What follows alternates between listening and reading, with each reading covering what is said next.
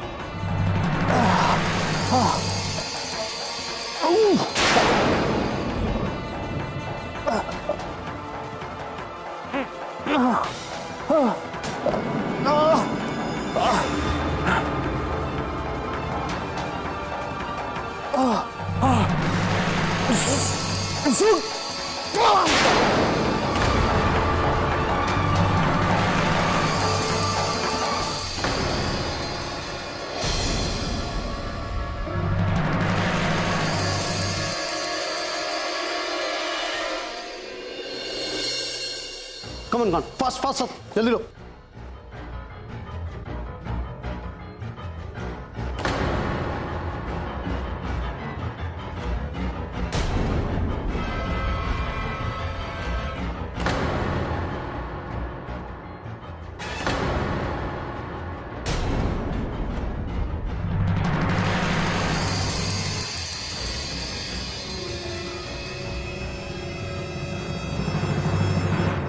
जल्दी करो,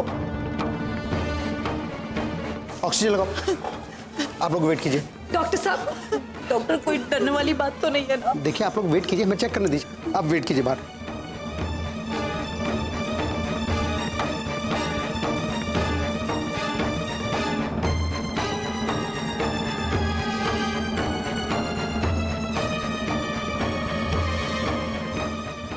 मम्मा आप बैठिए।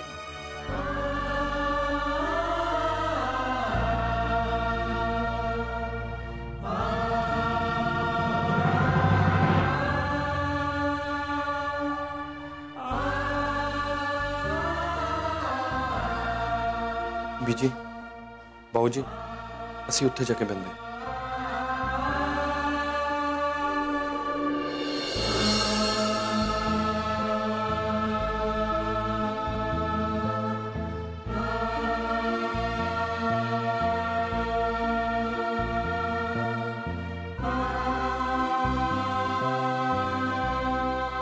मैं ईशान भैया को फोन कर दूं? हाँ, तुम ईशान भैया को फोन करके बता दो, मैं मम्मा को संभालती हूँ।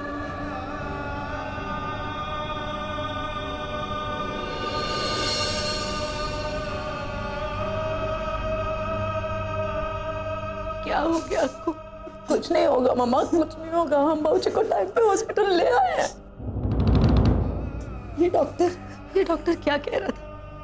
कुछ नहीं कह रहा था मम्मा, कुछ नहीं कह रहा था। आप बस अपने भगवान से प्रार्थना कीजिए।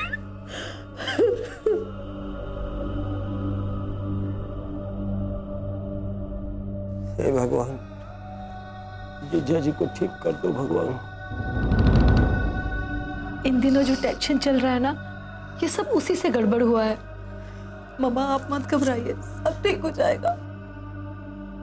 तू मुझे कह रही है घबराओ नहीं, तेरी आंखों से बहते हुए आंसू मुझे कह रहे हैं कि घबराने वाली बात ही है। बाबूजी पर मुसीबत आएगी तो यार सब आएंगे ना मम्मा। आप ऊपर वाले पे भरोसा रखिए, सब ठीक हो जाएगा। पुत्र, अब तो बस उसका ही सहारा है।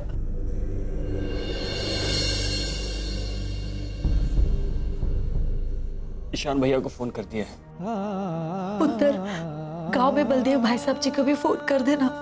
हाँ मम्मा, करती हूँ। एक बार डॉक्टर आ जाए बाहर। भौजी की तबीयत के बारे में पता चल जाए तो करती हूँ।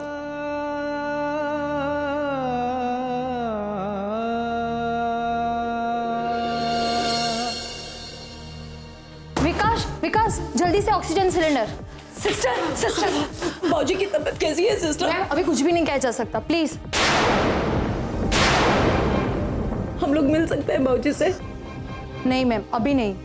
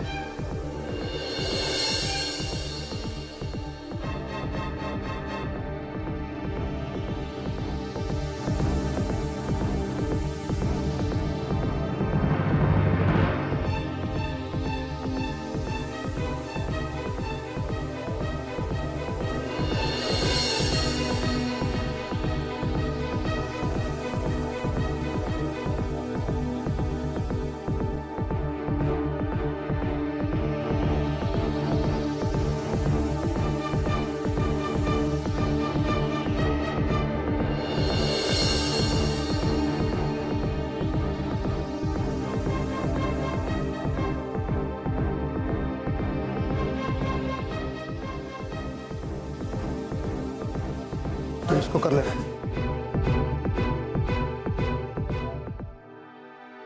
डॉक्टर, आप डॉक्टर हार्ट अटैक था।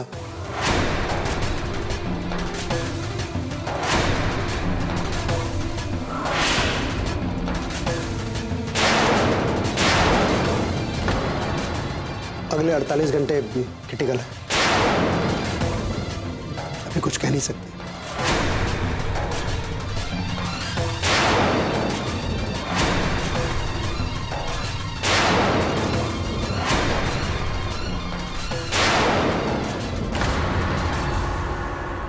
मम्मी बस जीजा जी बच जाए कैसे भी।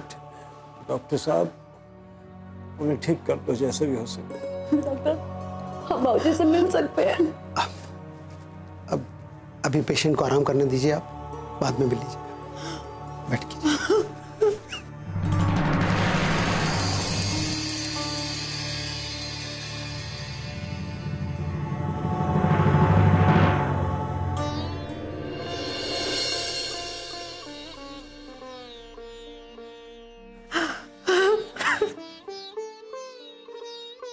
मेरे ख्याल से बलदेव अंकल को फोन कर देना चाहिए। हाँ, रात बहुत हो गई है रणबीर, सुबह फोन करते हो। हाँ, तुम सही कह रही हो। अभी फोन किया तो वो अभी चल देंगे, और रात को चलना खतरे से खाली नहीं है। ठीक है।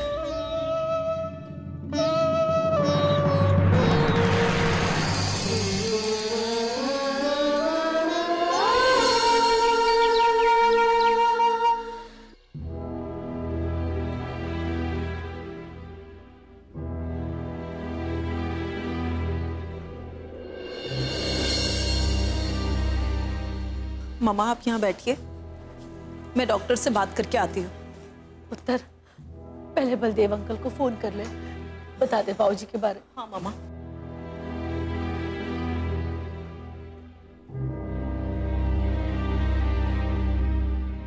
हाँ बोलो दीदी। मैं जो तुम्हें बात बताने वाली हूँ वो बहुत बुरी खबर है। सिमरन दीदी के साथ कुछ गलत तो नहीं हो रहा है ना? नहीं नहीं, बात सिमरन की नहीं है चंचल। चंचल, जब बात कुछ ऐसी हो जाती है ना तो असर तो सब पे ही पड़ता है। तुम एक काम करना चंचल, बात को सुनने के बाद पैनिक मत फैला देना। जैसे जैसे मैं कहती हूँ तुम वैसा ही करना। हाँ बोलो दीदी, मुझे बहुत डर लग रहा है। वो बात ऐसी है चंचल, बाबूजी को कल रात को हार्ट अटैक आ गया। हे भगवान, कैसे है वो? कुछ खतरे वाली बात तो नहीं है ना? नहीं नहीं, खतरे वाली कोई बात नहीं है, खतरा टल गया है। ये हुआ कब? और आप अभी मुझे फोन करके बता रही हो? कल रात होश ही किसे था। अभी कैसे है वो? कौन है? अरे बताती क्यों नहीं? दे मुझे फोन। वो हेलो, कौन बोल रहा है?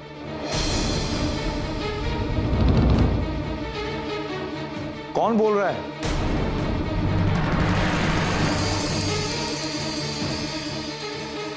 क्या मामा बंदे बात कर। हेलो। कौन बोल रहा है? हाँ चाचा जी मैं आकांक्षा बोल रही हूँ। आकांक्षा पुत्र, क्या बात क्या है? कल रात चाचा जी, पुत्र क्या हुआ कल रात? वो कल रात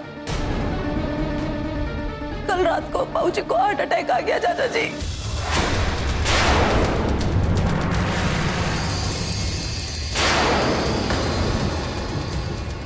क्या? और ये खबर तुम अभी दे रही हो? कल रात को तो चाचा जी हम लोग खुद भागम भाग में लगे हुए थे, होश ही कहाँ था। ओ पुत्र, पर किसी से तो बात करवा सकते थे ना? हाँ चाचा जी, वो गलती हो गई मुझसे। अब कैसा है वीरू? अभी ठीक है, 24 घंटे के लिए ऑब्जर्वेशन में रखा हुआ है। हम लोग अभी आ रहे हैं। नहीं चाचा जी, आप तकलीफ क्यों कर रहे हैं? थप्पड़ मारूंगा खींचकर अगर ज्यादा समझदार बनने की कोशिश की तो। मैं अभी आ रहा हूं। क्या हुआ? वो लोग निकल रहे हैं यहाँ आने के लिए। आजकल के बच्चे भी ना, मेरे दोस्त को हार्ट अटैक आया और ये कह रही तकलीफ ना करो। हरजीत,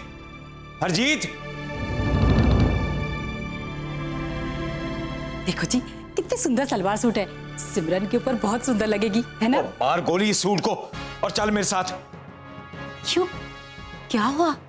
और वीरू को हार्ट अटैक हुआ है।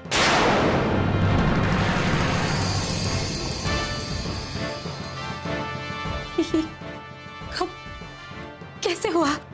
और चल मेरे साथ, मैं तुझे रास्ते में बता दूंगा। हाँ, मैं अभी आती हूँ। सिमरन कहाँ है? कमरे में। मैं बताऊं उसको? नहीं, उसे बताने की जरूरत नहीं है। लेकिन बाबूजी। पुत्र, उसके जीवन में बड़े दिनों बाद खुशी आई है। जब सब ठीक हो जाएगा ना, हम धीरे धीरे उसे सब बता देंगे। बाबूजी, लेकिन वो पूछेगी कि हम सब लोग कहाँ गए, तो मैं क्या बोलूंगी? पुत्र तू यहीं रुक, हम तुम्हें खबर करते रहेंगे। बाबूजी। हे बेटा, तुम्हारे बाबूजी सही कह रहे हैं, तू यहीं रुक जा। जब खबर इतनी बुरी है तो सिमरन के साथ कोई तो रहना चाहिए ना यहाँ पे। चलिए जी। और हाँ, सिमरन को कुछ पता नहीं लगना चाहिए, ठीक है? चलिए।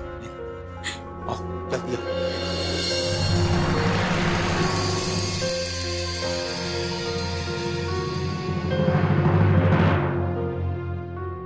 हे वाहेगुरु, सबकी रक्षा कर।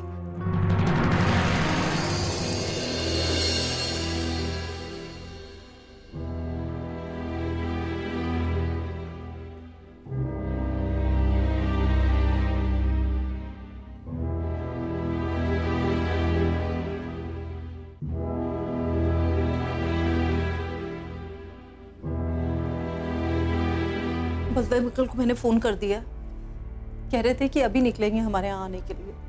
उल्टा नाराज हो रहे थे कि कल रात को ही फोन करके क्यों नहीं बताया। नहीं, रात को गड़बड़ हो जाती, वो रात को ठहरते नहीं और इतनी रात को चलना ठीक नहीं रहता। रणवीर पुत्र, ये ईशान क्यों नहीं आया? मामी जी, मैंने फोन तो कर दिया था, अब तक तो आ जाना चाहिए था उन्हें। पर आया क्यों नहीं? मैं बात करूं? नहीं, कोई जरूरत नहीं है। हमारा फर्ज था उसे बताना, जो हमने बता दिया। अगर फिर भी उसे नहीं आना है तो ना आए।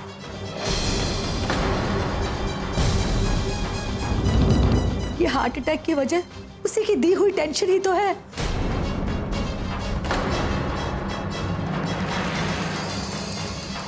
शायद अपने आप को दोषी मान रहा होगा, इसलिए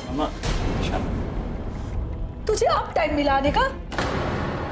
माँ, मैं दिल्ली में था ही नहीं, अभी अभी फर्स्ट फ्लाइट से आया हूँ। आपने रात तो नहीं बताया? कैसे पता था?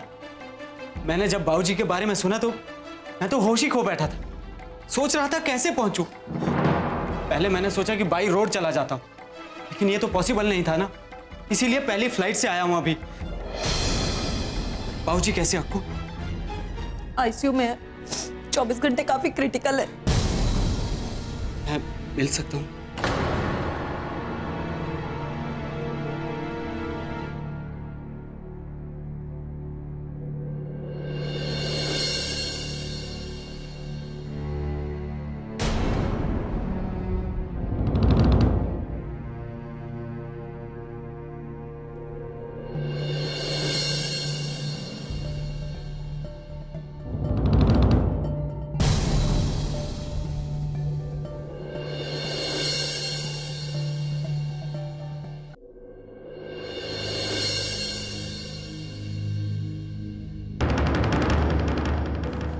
जवान पुत्र, तान्या को मत बताना, वरना वो यहाँ पहुंच जाएगी, सब गड़बड़ हो जाएगा। भाभी जी कैसे ना बताऊं? अगर किसी ने बाहर से उसे बता दिया तो उसे बहुत बुरा लगेगा, गड़बड़ हो जाएगी। ये भी सही है, लेकिन बाहर से बताएगा कौन? भाभी जी उसके ऐसे बहुत से लोग हैं जो उसे इन्फॉर्म कर देंगे।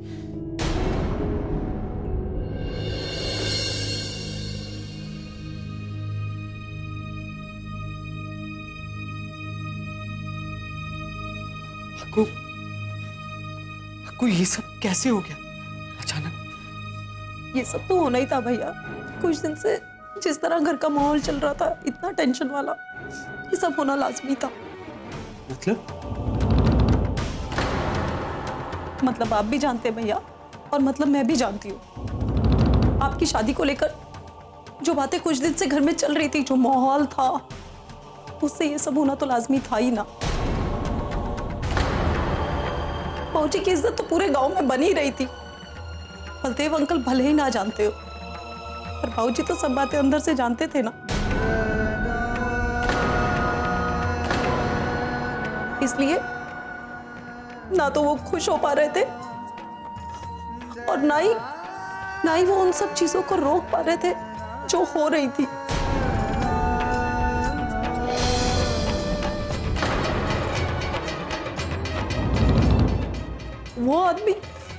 वो आदमी जिसने जिंदगी हमेशा अपनी मर्जी से जी है,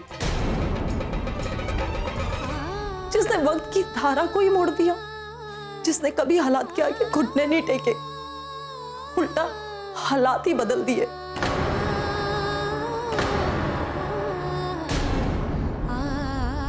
वो आदमी आज अगर मजबूर होकर इस बिस्तर पे पड़ा हुआ है तो कौन सी बड़ी बात है भैया, कौन सी बड़ी बात है।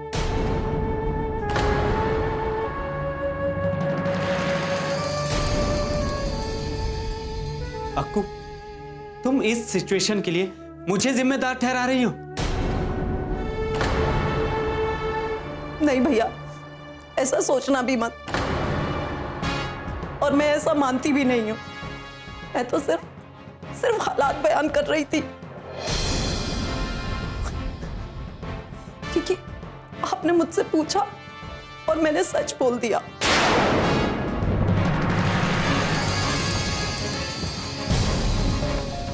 और आपने भी वही किया। आपकी जगह कोई भी होता तो वो यही करता। अक्कू मैं उन कोई में से नहीं हूं, मैं उनका बेटा हूं। और हमेशा रहोगे आप भैया उनके बेटे। अगर बाबूजी मेरी बात से अंदर ही अंदर इतने टेंस थे तो मुझे एक बार फोन कर लिया होता, मुझे बता दिया होता, डांट सकते थे मुझे। वो मुश्किल होता है भैया, कई बार बहुत मुश्किल होता है। अपने ही रिश्ते बिगड़ने लगते हैं, अपने ही संबंध अड़चने पैदा करने लगते हैं।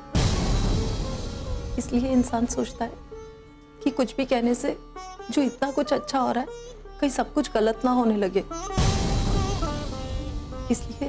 इसलिए सब बातें बिगड़ जाती हैं और इंसान चुप रहना जरूरी समझता है। और हालात यहाँ पहुंच जाते हैं जिस तरह आज बाबूजी यहाँ लेटे हुए। I'm sorry Akku, I'm really sorry। ये वक्त एक दूसरे को सहारा देने का है भैया, ताकि हम सब मिलकर इस दुख से उभर सके। बहुत बड़ी हिम्मत है तुम, बहुत हिम्मत वाली हो तुम।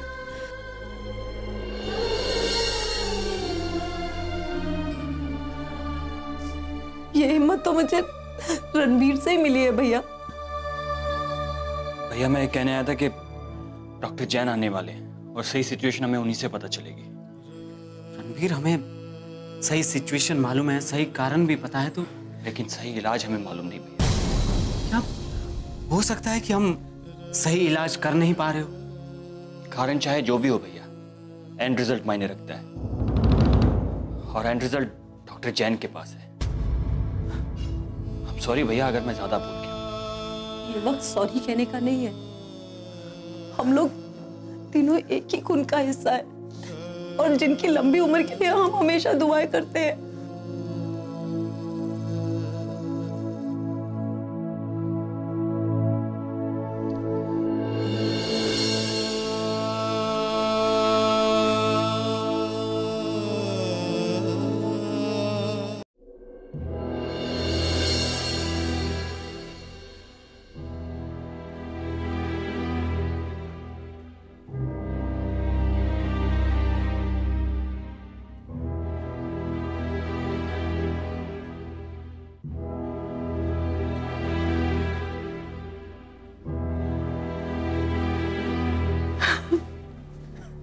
भाभी जी चिंता मत करो, सर ने हमेशा सबकी मदद की है।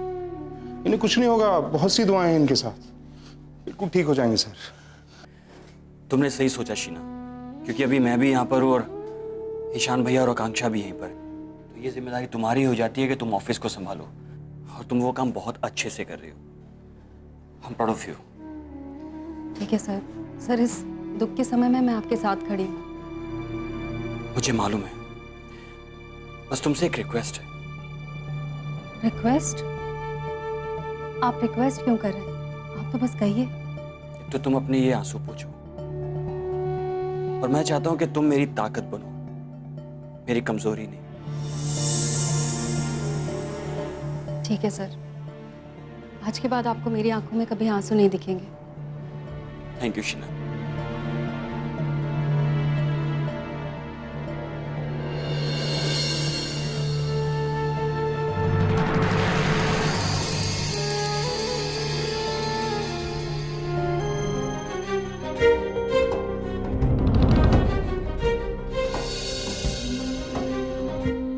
राजीव, ये सब अचानक? भाई साहब, पता नहीं इन्हें कौन सी चिंता लगी है। अच्छे भले थे घर पे, अचानक से उनके सीने में दर्द शुरू हुआ।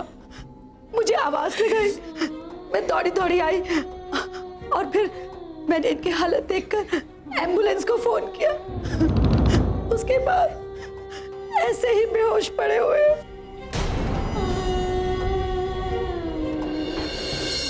आपकी इस हालत की वजह मैं हूं। आपकी जिंदगी में जो भी टेंशन हुई है वो सिर्फ मेरी वजह से हुई है। आपकी जिंदगी में जितनी तकलीफें आई है उसकी वजह भी मैं आपके सामने हाथ जोड़कर आपके पैर पड़कर माफी मांगना चाहता हूं। बाबूजी, मैं वादा करता हूं कि आज के बाद मेरी वजह से आपको कोई टेंशन नहीं होगी।